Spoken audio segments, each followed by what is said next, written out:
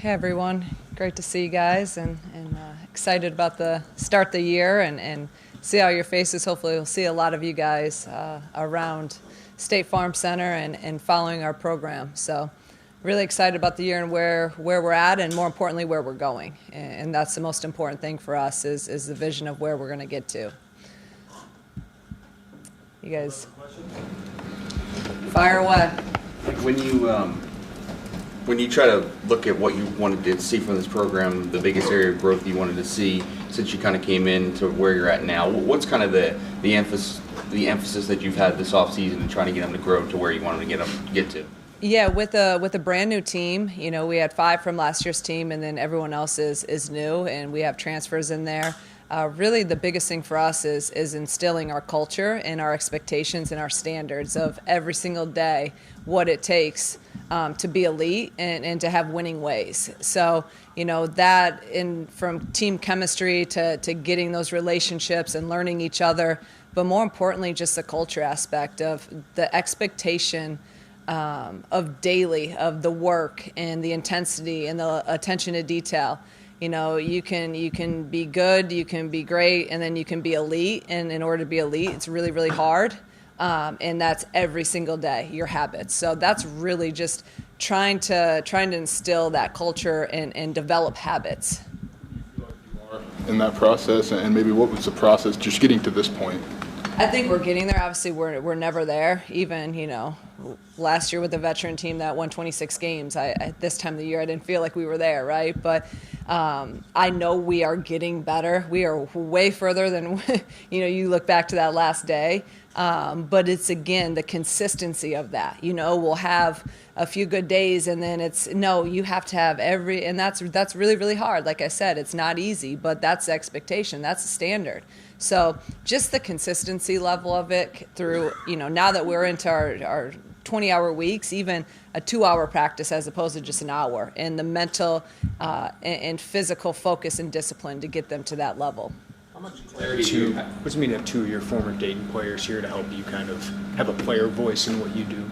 I think it's huge, right? They understand. They know again standards. They know what it takes to win. They know what I'm about. They know, my good and my bad days, and they can try to help our players. And hey, no, this is what coach means. This is how we do things. This is the culture that we want. So when you take over a program and you're trying to establish an entirely new culture, I think it's always key to have some players. So it's not just coaches always saying this is how we do stuff. You have 2 players that have been there, done it, and have won and know what it takes. So I think that's been super, super beneficial and helped us in a transition a little bit smoother. How much clarity do you have on roles for your players right now on the court, positionally, and just how you're going to operate your scheme? Yeah, I think it's every day gets clearer. It's getting clearer and clearer, and I think you're starting to get into, we're a couple weeks out and we have a scrimmage, so it's going to get real clear, real quick. And I just told our staff yesterday, this is when stuff starts to get real a little bit. Roles are starting to be determined. So in my mind, I have that in terms of a lot of the players, but then a lot of it's just some of the younger guys. How are they gonna develop? How quickly are they gonna catch on?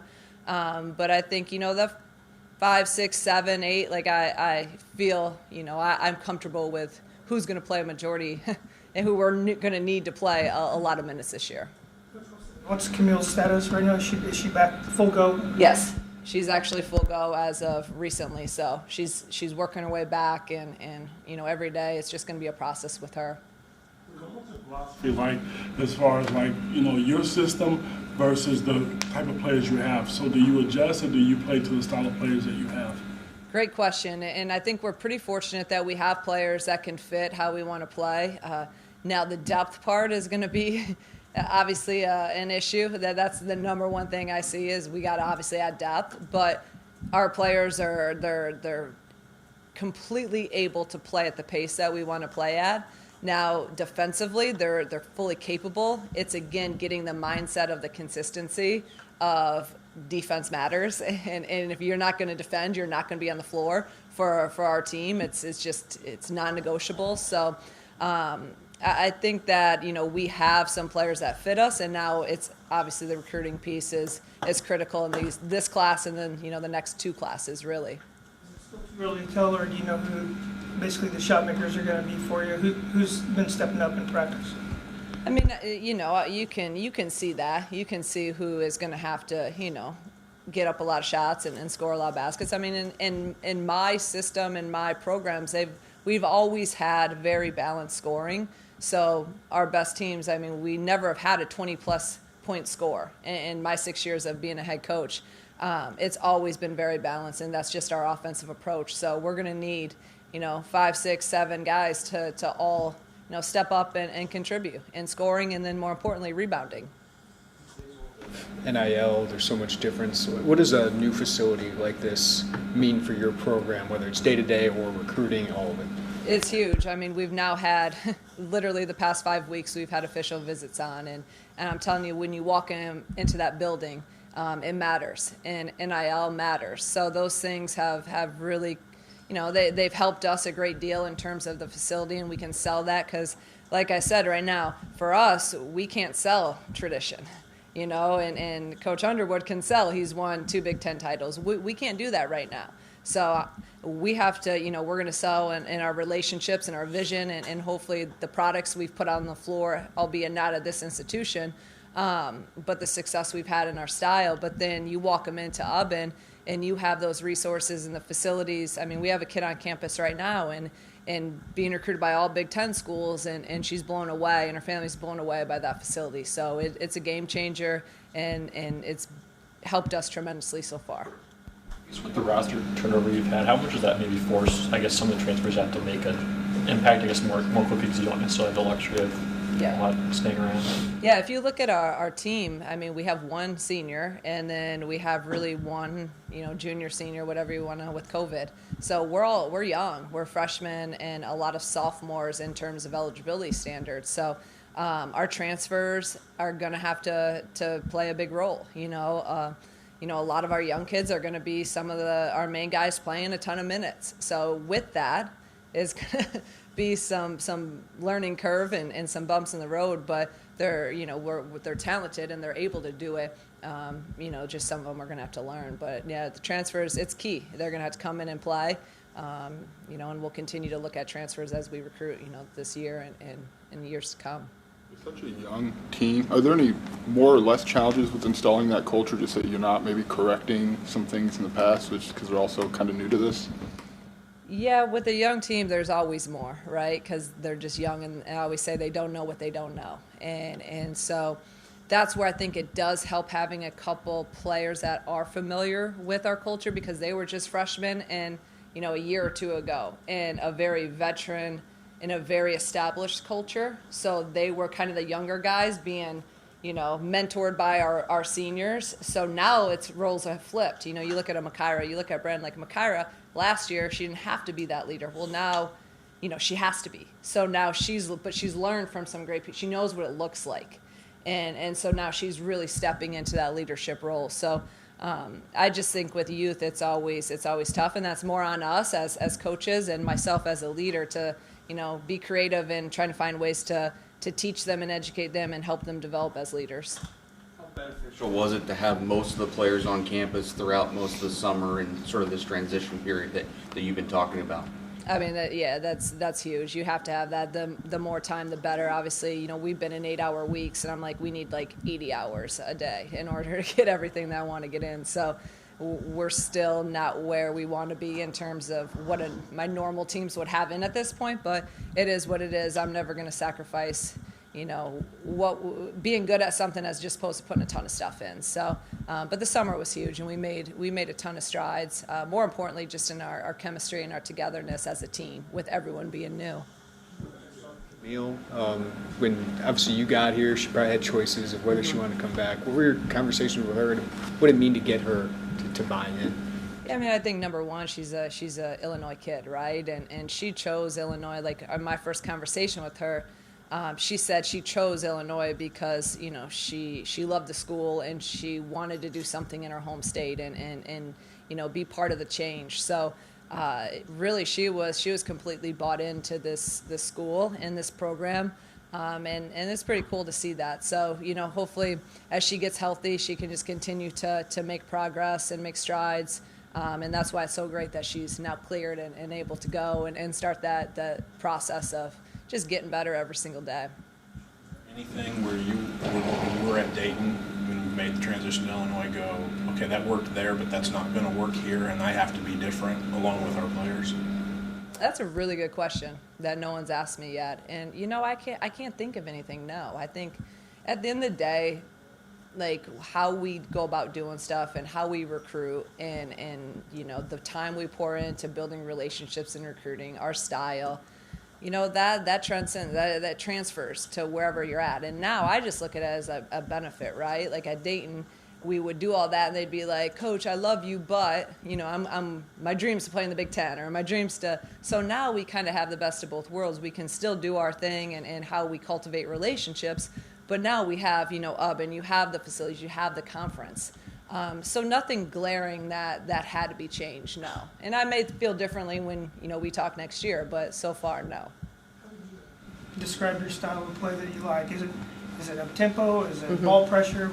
What kind of system? Yeah, to simplify it, it's very simple. We defend at first. We've been a top 15 team the past 6 years in the nation in defense field goal percentage and defensive rebounding. So we're going to defend, we're going to rebound, and then we're going to run and play fast. And in our Phoenix transition, we're trying to score in 6 seconds or less and really play fast and free in our offense. But that, I tell our team every day, I have to remind them, you can't play fast if you don't get stops. It's hard to play fast out of dead balls. So, but we're not a pressure team. We're gonna get, our stops come from, and how we've been a top 15 team comes from just contesting and making every shot contested and tough and keeping people out of the paint. So very containment based team defense.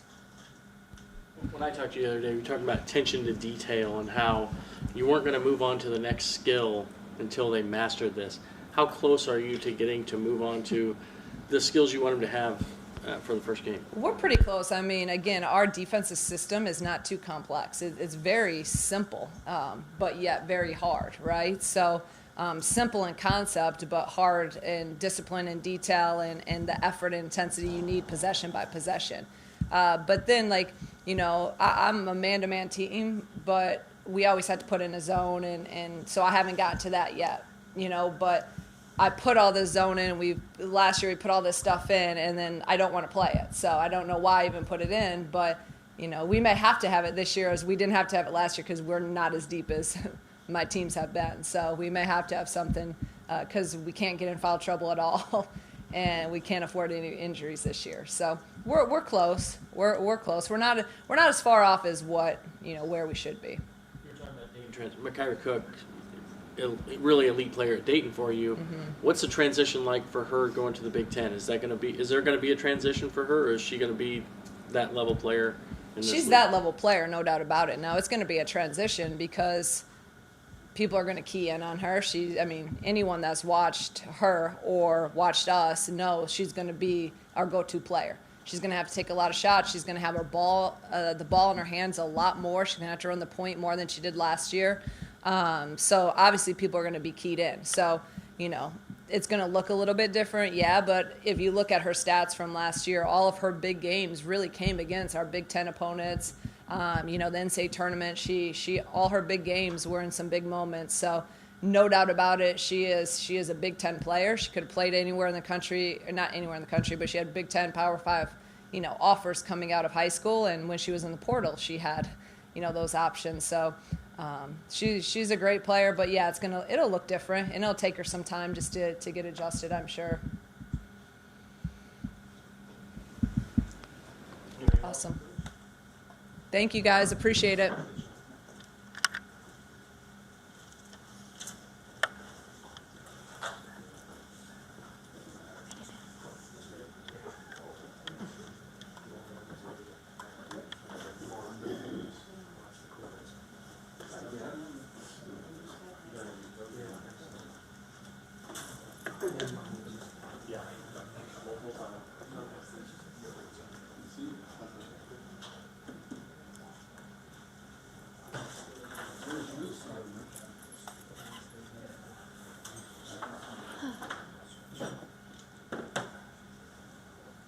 Good afternoon, everybody. Good to see you.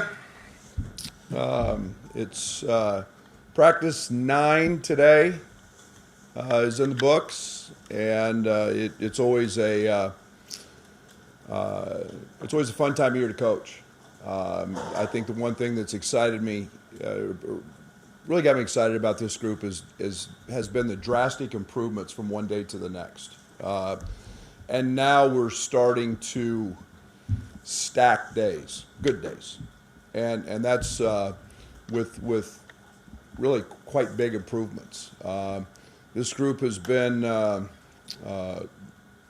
unbelievable in terms of their work ethic, their ability, the new guys, to grasp what we're doing, and then to back that up with really good questions and a lot of film work. And as you guys know, we practice in the morning. And most of these guys are finding their way back in to watch film and to get shots and to work on things that happen in practice. So I've been really pleased with that. Again, there is a lot of new faces, so there's a lot of things that we're still figuring out, and it's trial and error in some areas. So everybody's been good. I'm like I said, I've been really pleased with our freshman group, their effort. We have not had to teach them how to play hard or demand it. You can tell they're winners. You can tell these guys have been a part of winning and success. These guys just do it. They show up, and it's just been basically gaining knowledge and understanding, and then putting those things into play against bigger and stronger players, and that's just the natural progression that it takes. But I think we've gotten very good leadership from our veterans. I've loved the way Terence Shannon has come in here. He's you guys can ask him about it. He's on a 30,000 shot make month, so he gets up at 4:45 every morning and makes 1,000 shots before we work out. It's pretty cool. Now, I told him that you can't sustain that throughout the course of the season when we play games, so we would like you to get some sleep. But very dedicated. He's been tremendous. I think his leadership, been very pleased with Coleman.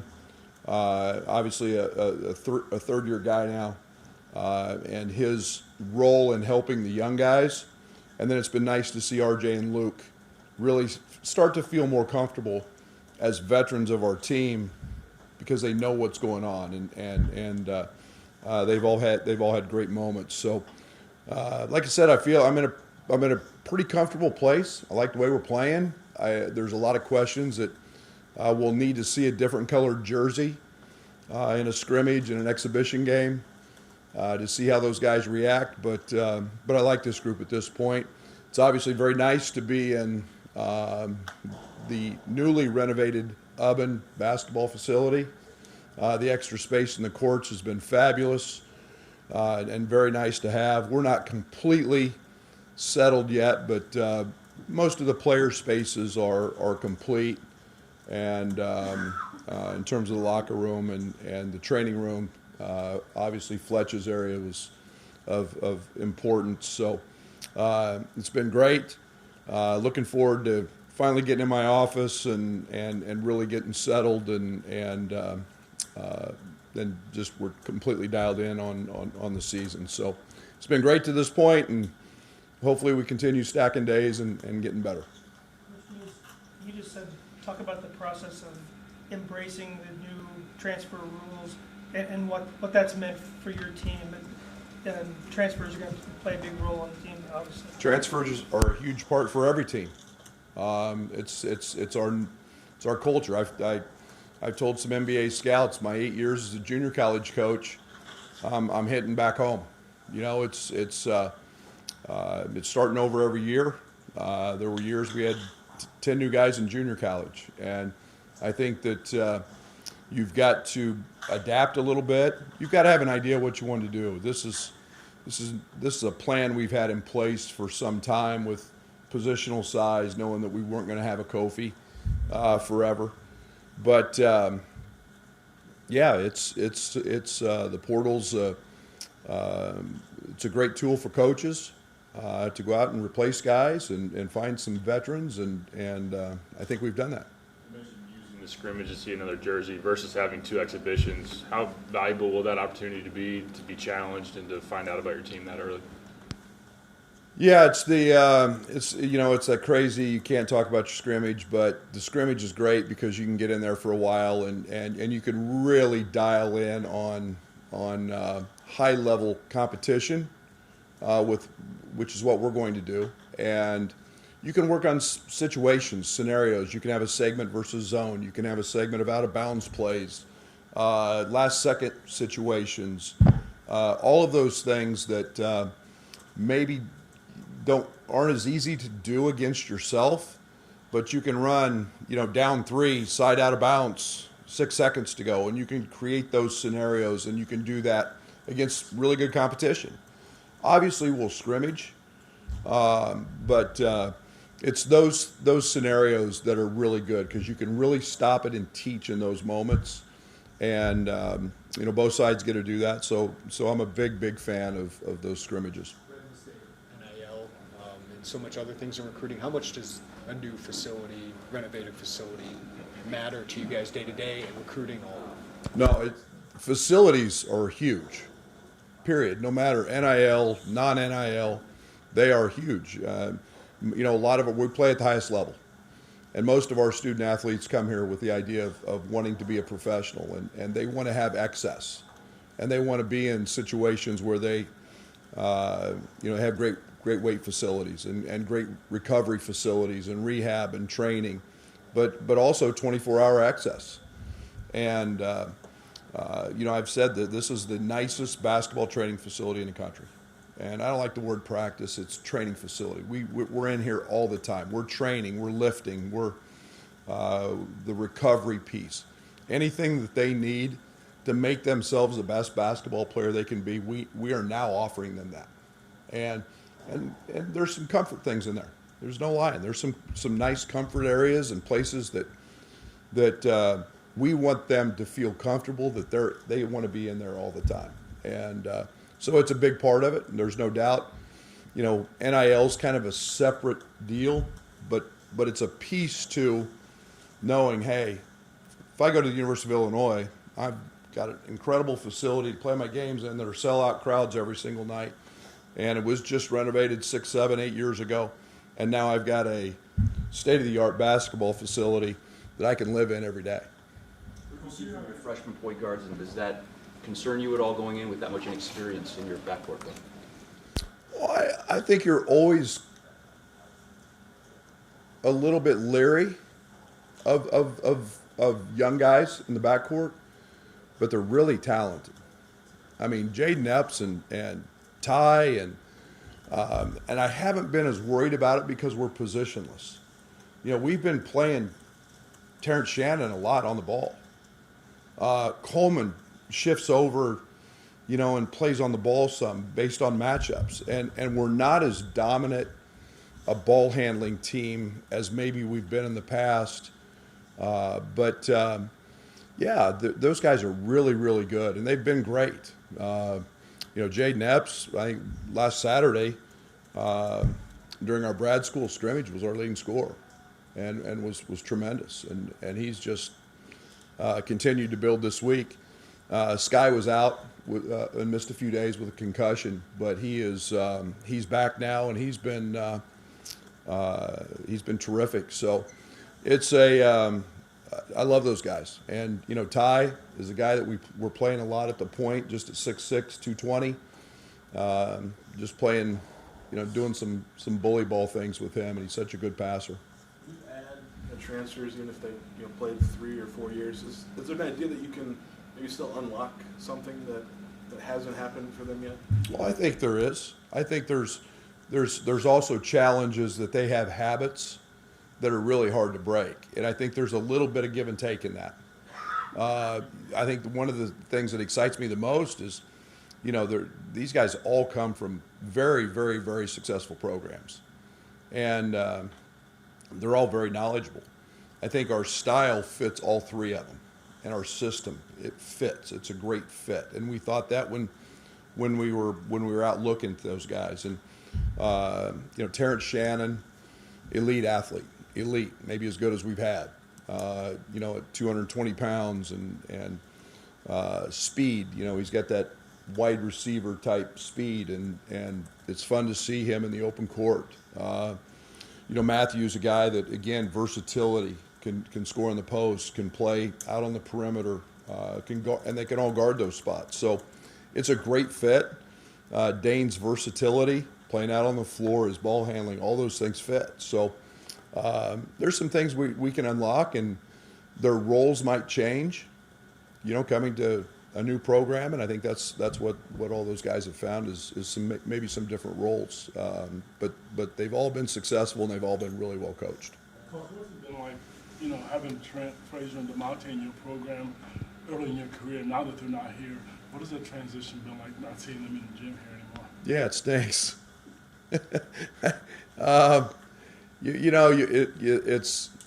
It's a. I've told somebody Trent's a throwback. Trent got mad at me when I took him out of practice. In today's world, most guys are finding ways to get out of practice. Trent was mad if you took him out of practice, and then I always look back at DeMonte and the coming in here with an ACL and literally was grotesquely fat coming off that injury. I mean, just a bad body and couldn't get through the first practice, and that was his first day cleared, and yet I'm playing him major minutes. I have so much appreciation for the layers that they built of our culture and our program, and it's no wonder that both of them are having success, playing professionally.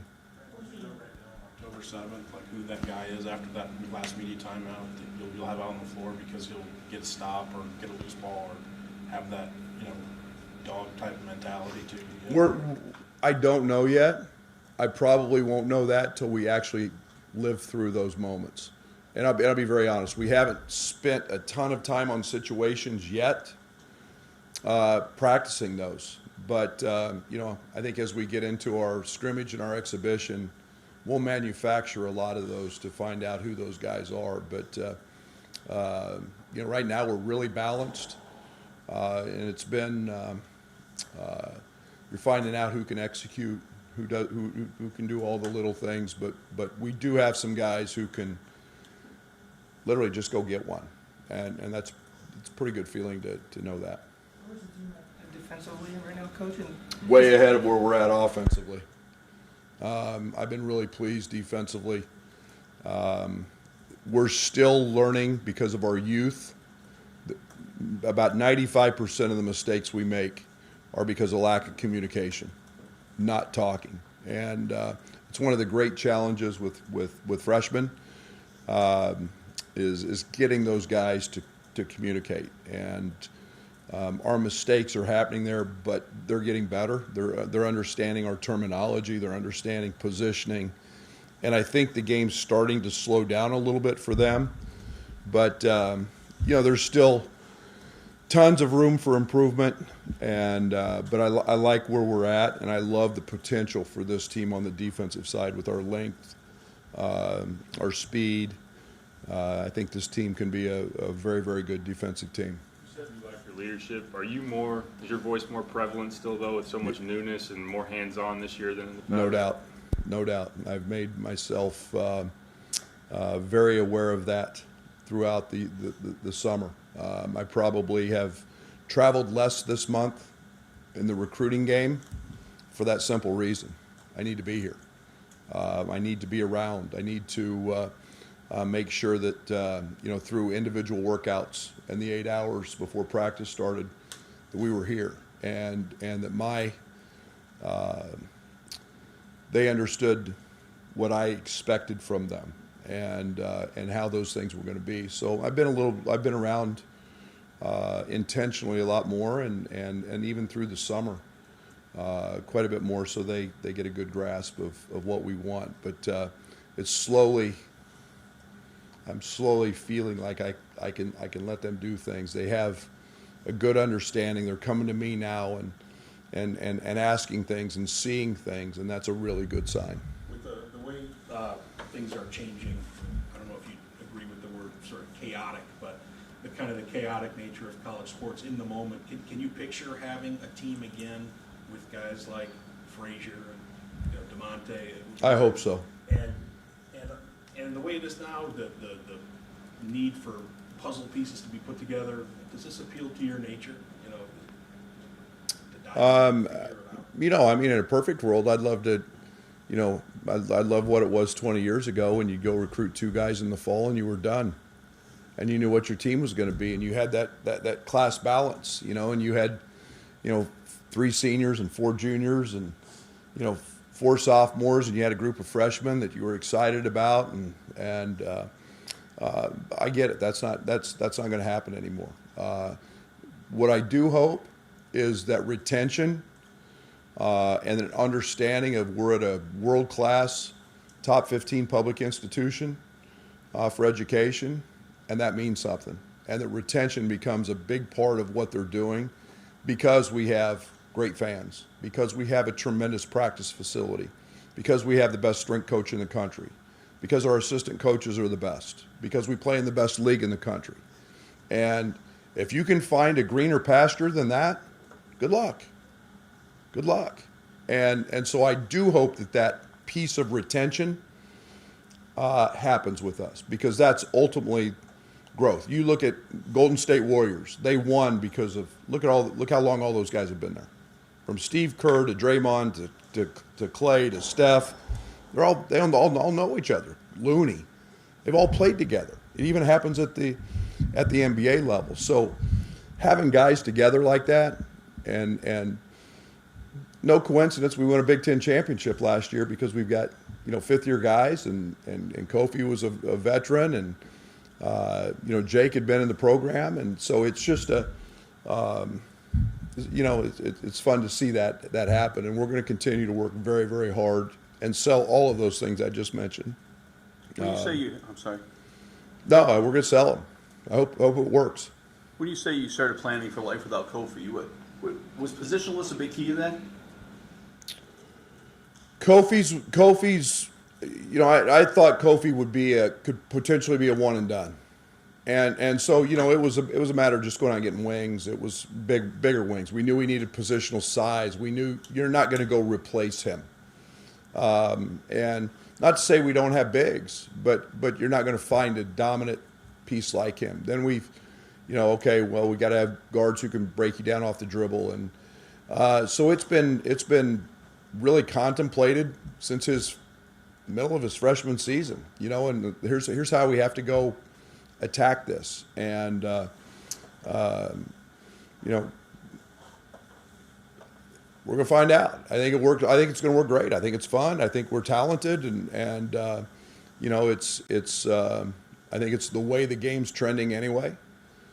So we'll never lose our core values and playing hard and everyday guys and toughness, and we're not going to lose that in that process. But we'll throw it up and see how it works. Seems like replacing Kofi's defensive rebounding is one of the major factors. Is this a situation where you have to have the guards and the wings crashing the defensive glass a little bit more? Yeah.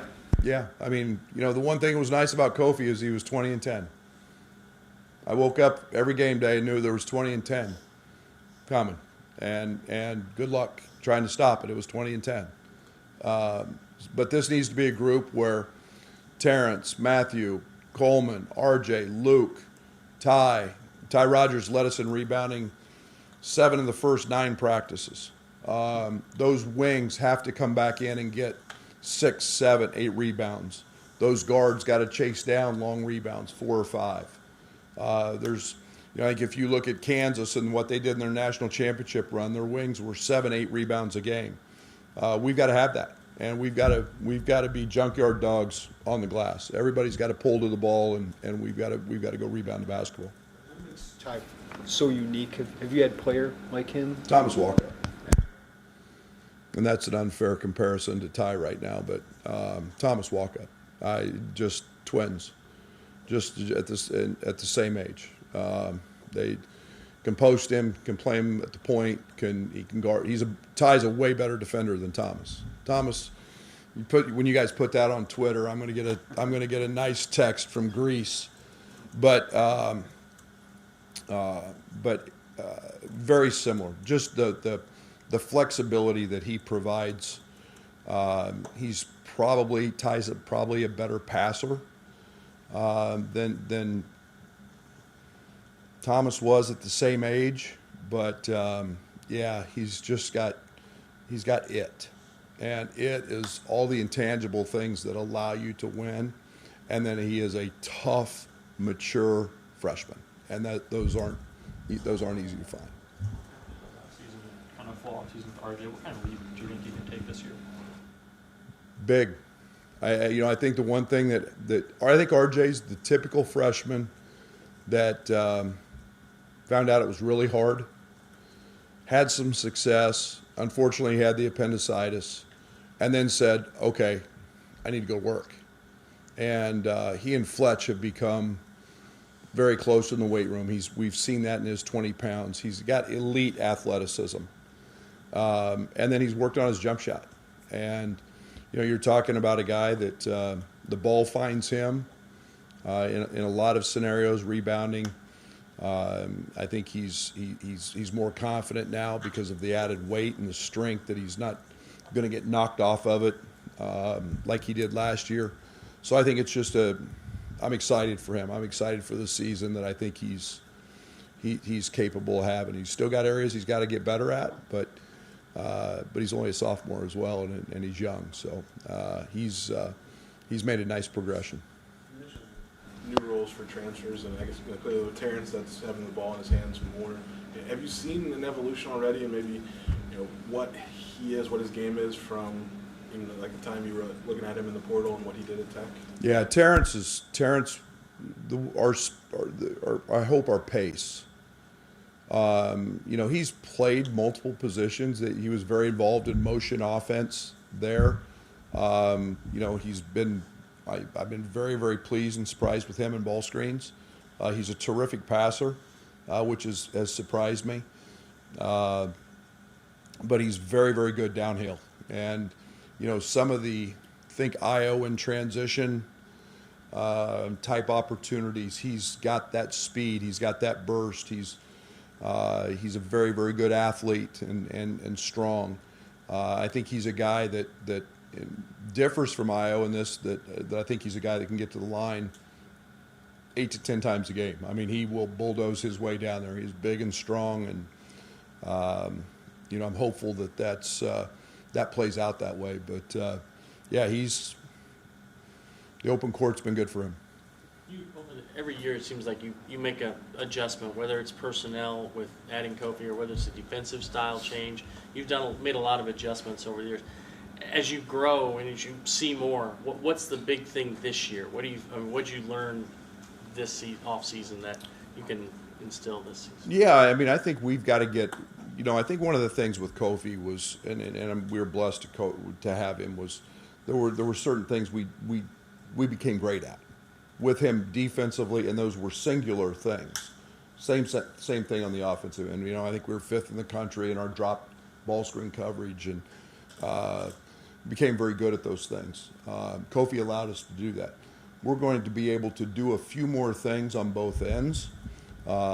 You look back at some of the games we played without Kofi last year. I think there were 5 or 6 of them.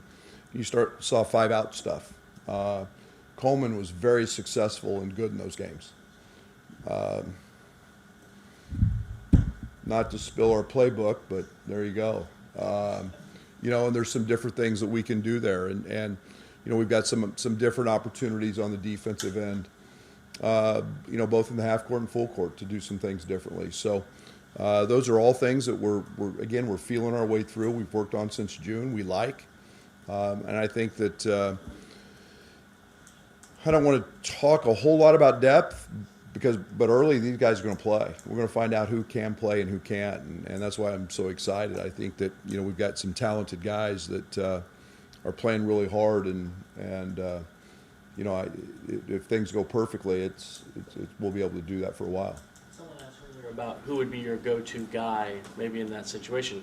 Could that depend on the matchup that you have? It could change from day to day. Absolutely, absolutely.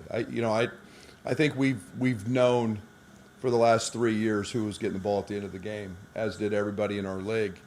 But I don't think it's that easy this year. I think it could be, you know, running an action for Luke or RJ to get a shot.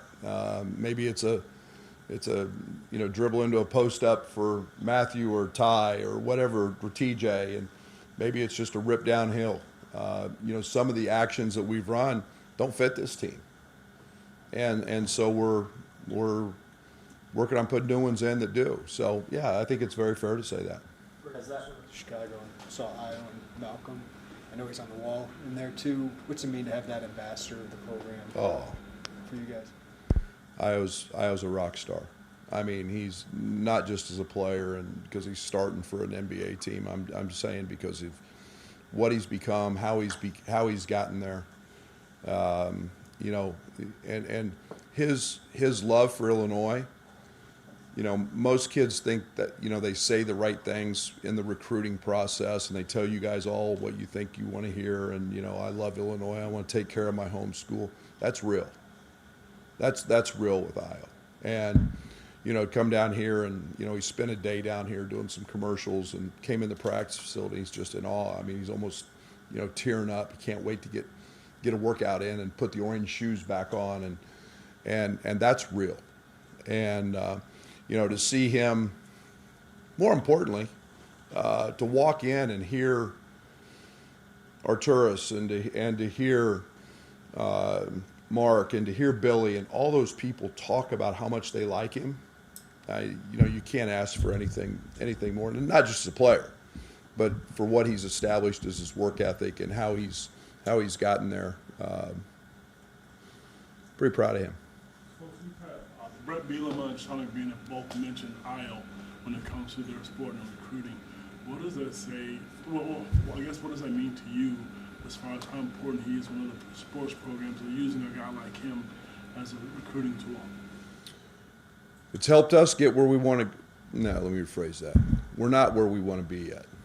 That's not true because we haven't won a national championship yet. And for anybody who's, Big Ten championships are important, and it's our goal every year. But to have a guy to know where we came from, and you know, I tell our team every year, I'm the losingest coach in the history of Illinois basketball in one season. I am. Y'all wrote about it. I don't. But that's part of the process. He was on that team. He was on that team, and to grow and to go through that, and that's what Brett's in the process of building. Shauna's going to get built. You have to have people that you look back on and that you tear up when you talk about them. And you know the importance because you know the value that they have on your program and the impact that they have on your program. The fact he's from the state helps. They're trying to do that same thing. And you don't get there. It's not easy. It's really hard to win. And it takes the right character and the right piece. And softball had a key recruit in and from the state. I did a video for them and on to help them, and it's all about Io. That's huge. That's bigger than our program or any program. That's what this thing's about. And they should use Io. And makes me feel great. It's because, listen, winning's fun. We're going to experience that tomorrow night. What time's our game? 6:30 when it kicks off. And we're going to watch Shauna build and do it the right way. Winning's fun. But you got to have those key people that do that. And for them to say, hey, Io DeSumo's that guy, you know what? And he takes that and holds that dear to his heart and is really proud of that. You have in your building fewer people who are actually core parts of that climb from that season that you mentioned? How often do you go back to that with some of those younger guys, or do you at all? You got to be really careful doing that. You can't forget how you've got there, and you can't forget those people. But each team is new and has to develop its own identity.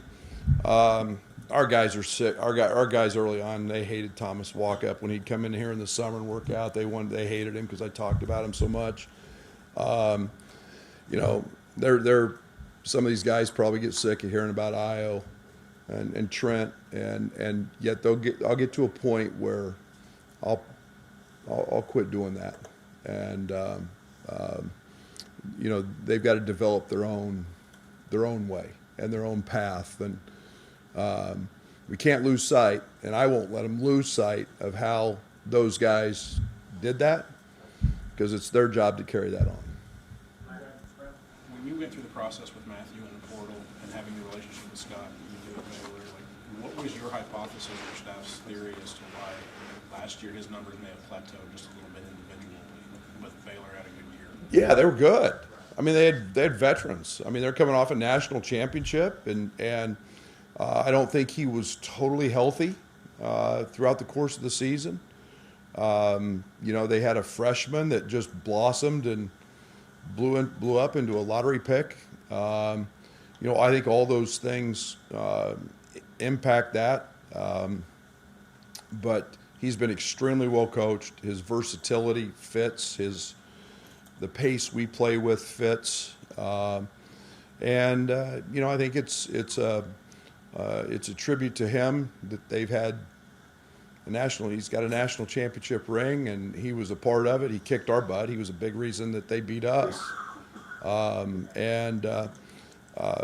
You like having those guys around, and he's a wonderful kid. He's got great personality. He's a great teammate, and I'm excited to see those numbers increase because the ability is there, and it's our job to help get those numbers where he wants them and where we ultimately think they can be. And I think he can be a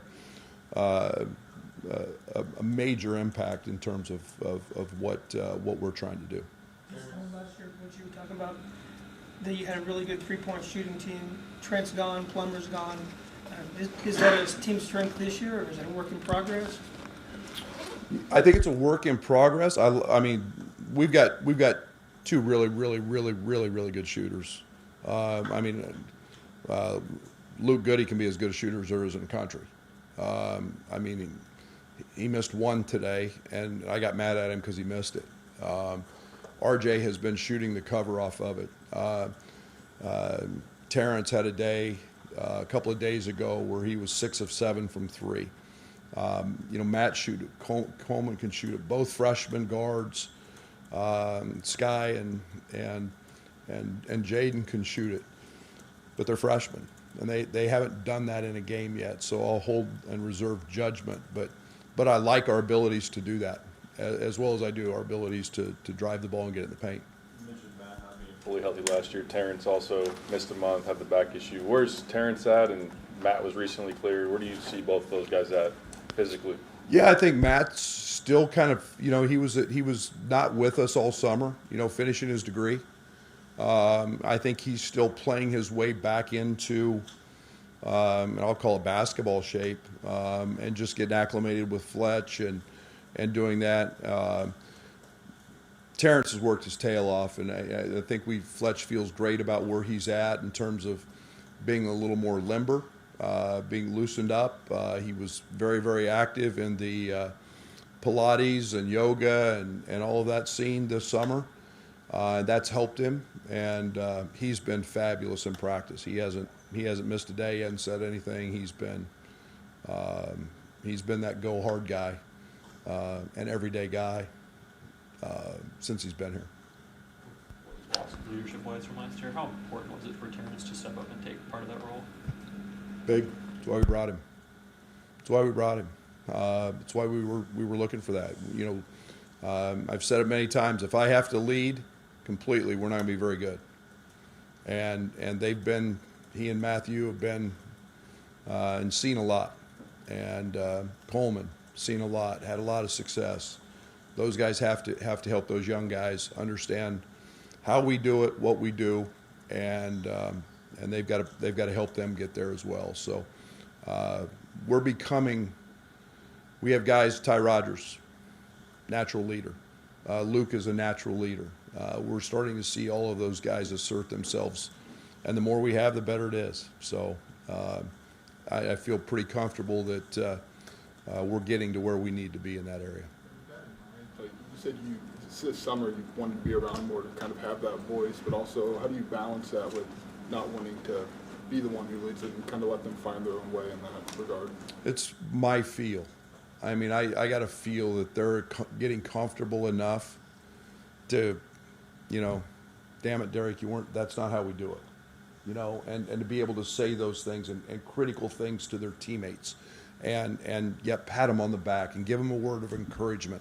That's comfort. That's comfort within the locker room and your team, and you witness that, and they've got to know that when a player doesn't dive on the floor for loose balls, that Io DeSumo jumped up and slammed the ball against the wall and chewed somebody out, because that's not how we do it here. That's why we win. And we're starting to see that. That didn't happen this summer, but we're starting to get to the intangible things that ultimately give you an extra possession to win games, and or the accountability to play for your teammate and the guy sitting to your right and to your left. And we have that. I love our guys' character, but you got to be able to be critical of them and know that it's not personal, and we're starting to get there. Do you find joy in being creative with new personnel, knowing that it's not, dump it down to Kofi or give it to Io at the end of the game, like Brad's question alluded to? You can kind of go to anybody at this point. Do you enjoy being creative? I enjoy being creative. I also enjoyed throwing that doggone thing to Kofi and putting Io in a ball screen going right. But because I know the result of most of those. Yeah, sure. You've got to. I enjoy trying to figure out the next way to help us win, and it's kind of reinventing yourself a little bit in some areas, and I enjoy that. And I've said the thing I enjoy the most is putting the pieces of the puzzle together and trying to make them all fit. And that's you do that with trial and error. And we're going to have to get these guys and get that puzzle put together pretty early, because if you haven't looked at our schedule, we play a few folks. So we'll find out. Is that what your big talent is, putting the puzzle pieces together and making them fit? I mean, is that what you think you're best at? If they don't fit, we're going to lose. We're going to lose. That's all it is every year, is getting 5 guys that gel together on the court. You guys all, Lauren's going to ask me 100 times who my starters are, and I'm going to find out, who works the best coming off the bench and who works the best playing together. I've juggled our lineup every single day in practice. I have not had the same group together literally one day, and trying to figure all those things out. So that's to me that's the fun side of trying to figure it all out, and we'll get it there. Like I said, we'll find out some of our warts and some of that early, because we got a hard schedule. So, but I believe in doing it that way as well. See ya. Thank you. Okay, you're walking along the hallway out the back door on your way to others. Keep going to the big first.